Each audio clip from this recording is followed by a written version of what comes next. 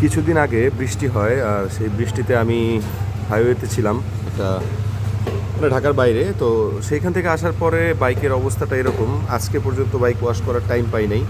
আমি দেখাচ্ছি সিচুয়েশন। এই হচ্ছে বাইকের বর্তমান দশা। একদম মানে ময়লা দিয়ে পুরো ভরে গেছে। তো বাইকটা চলেন ওয়াশ করায় ফেলি। বরাবরের মতোই বাইকটা ওয়াশ করাই এই সব থেকে।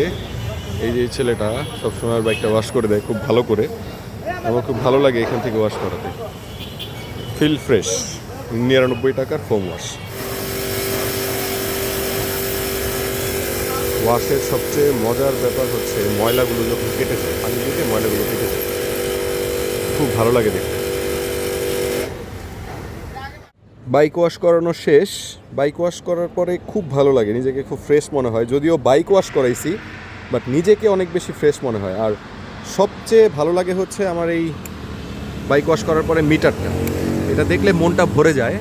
এত সুন্দর, এত ক্লিন, মানে চারদিকে এই যে কোনা কোনায় যে ময়লাগুলো লেগে থাকে এগুলো একদম ক্লিন হয়ে যায়।